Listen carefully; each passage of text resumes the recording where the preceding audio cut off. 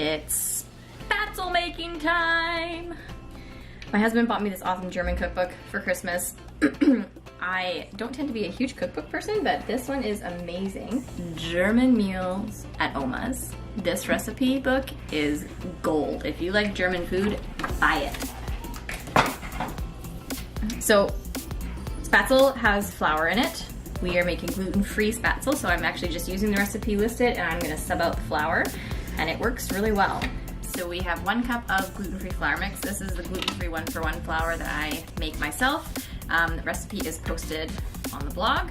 The recipe that I like to use a lot for the gluten-free 1-for-1 is half rice flours and half starches. So I use a mix of brown rice flour and white rice flour, and then cornstarch and tapioca starch. So it's kind of equal amounts of each of those, and then a little bit of potato flour added in.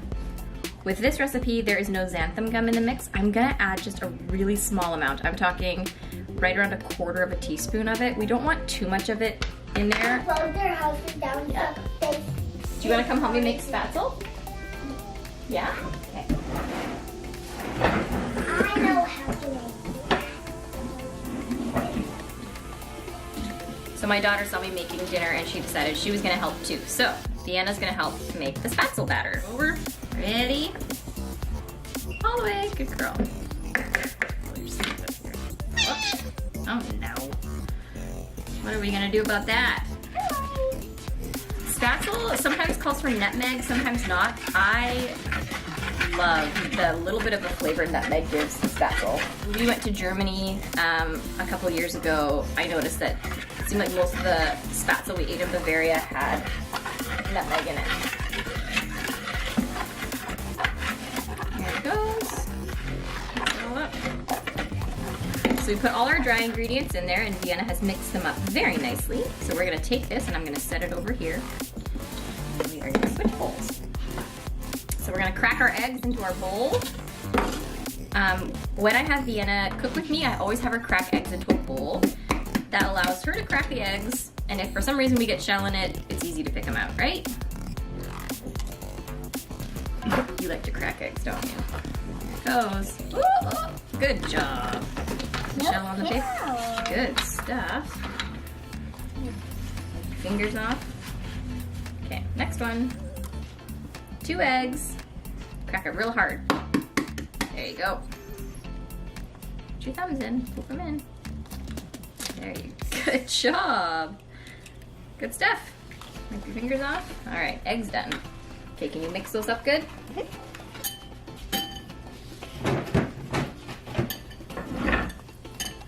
Smash the yolk. Give them a good mix. You smash the yolk. And then get it all mixed up.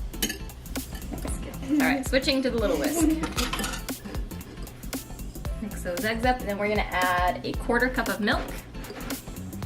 I have not done this with milk alternative. If you try it and it works out great, I would love to know. Our family is not dairy free, so we do use dairy. And this particular Spaetzle, we're actually gonna bake in the oven after it's done with cheese. Looks good. Looks good? All right, so we're gonna dump that in our dry mix.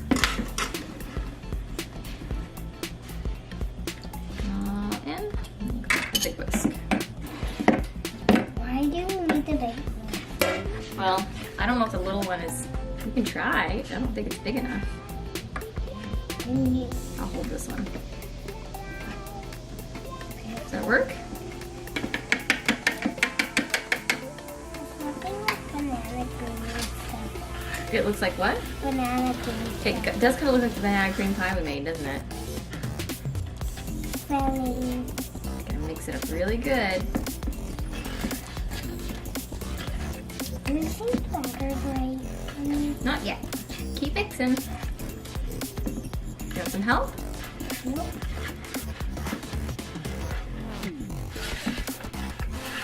Looks about right. Okay, so our batter is a pretty good consistency. It is like kind of like gummy pancake batter. You don't want it too runny, and you don't want it super duper thick.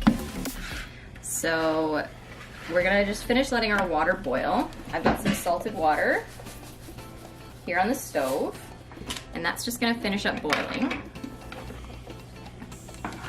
And then once it's all ready and boiled, then I'm gonna show you how we are doing Spaetzle without a Spaetzle maker. Okay, so our Spaetzle batter is made. It's like a thick pancake batter. How you want it.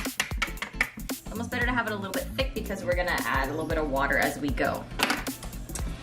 This is one way to make Spaetzle. You can do it with a Spaetzle maker, which basically looks like a metal, like sieve type deal, and you got a little piece and you scrape it through.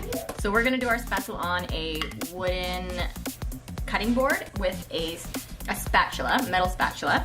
And this is just one way that you can do Spaetzle. You can do it with a Spaetzle maker. I don't have a Spaetzle maker, and this is kind of like the traditional way. I like the longer noodles rather than the little nub.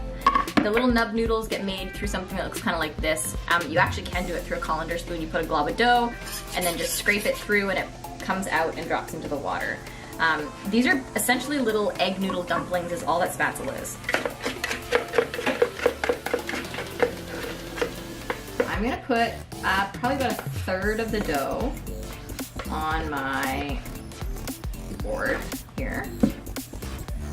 Then I'm going to dip my board into the boiling water so the end is wet. And then I'm gonna dip my spatula in the water and I'm gonna smooth the dough out. And you wanna get it kind of smooth and thin towards the end. Like seriously, this is not, it looks more complicated than it is. It's actually really simple. All you're gonna do is you wanna kind of whip off noodles off the end so they go into the water and they boil. So we're just gonna go, we're gonna use the edge of the spatula to basically slice them off. And when you notice that they're not coming off easy, again, you dip your thing in and you smooth your dough out. And then you dip your spatula and you just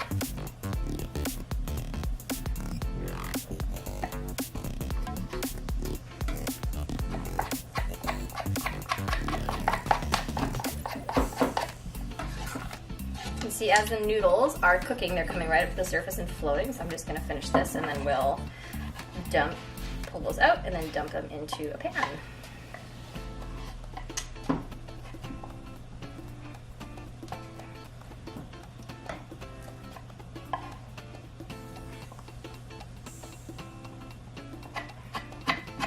Alright, so we got some Spaetzle noodles. Make sure they're not sticking on the bottom here. I'm gonna give them a little stir. All the ones that are finished have plumped up to the surface.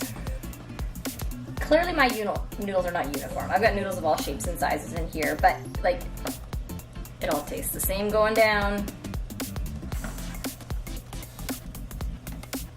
Okay, so we're gonna just take these out. I just got a slotted, you can use a slotted spoon or strainer or whatever you want to pull them out. I'm gonna put them straight into a dish here.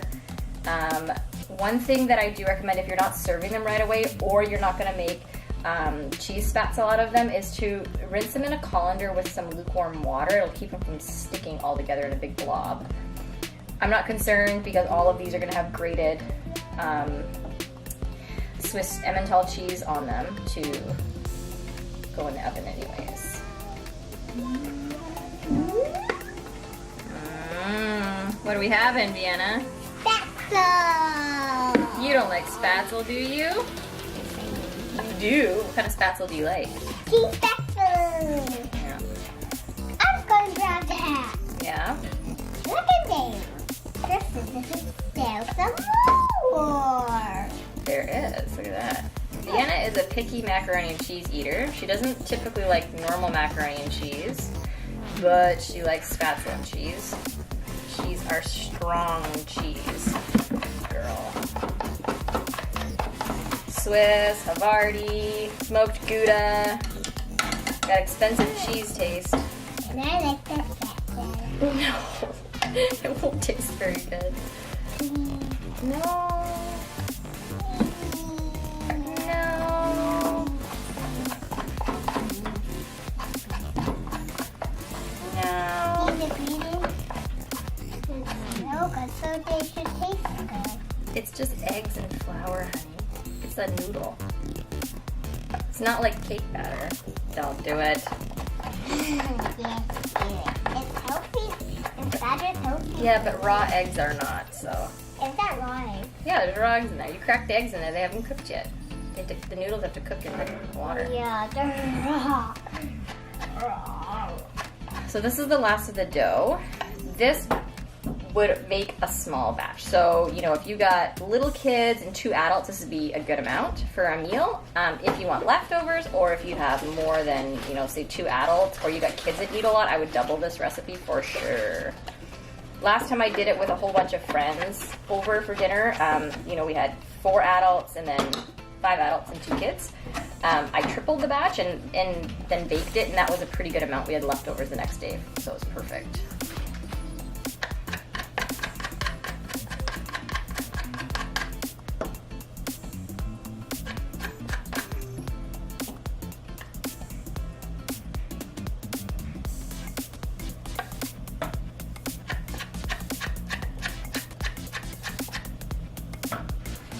More noodles. You just keep as they come to the surface. Pull them out.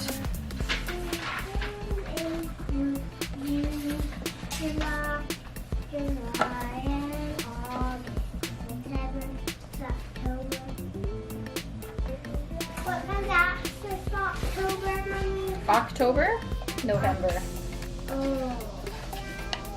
Mommy, do you know anything makes up in this house? An O sound? Yeah, in our class today. Do you remember what letter it was? A straight line. An L.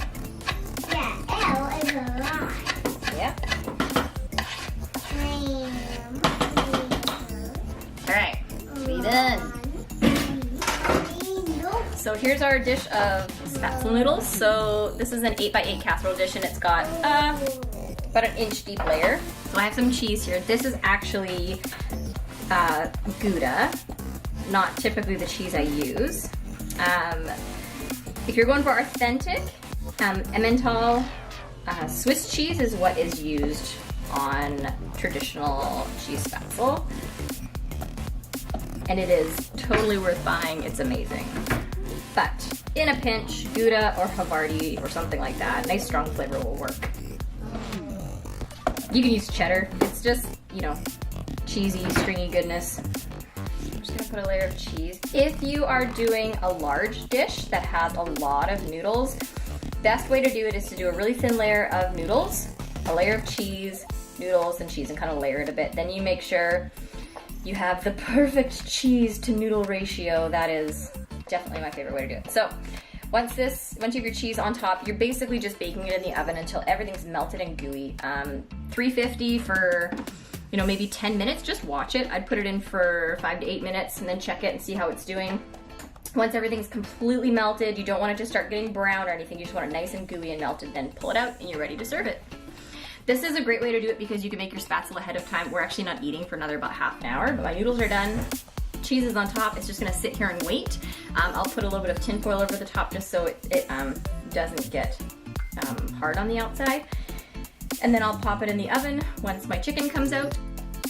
We're going against the grain a little bit and eating Spaetzle with chicken gravy tonight instead of pork gravy, but it will be very good.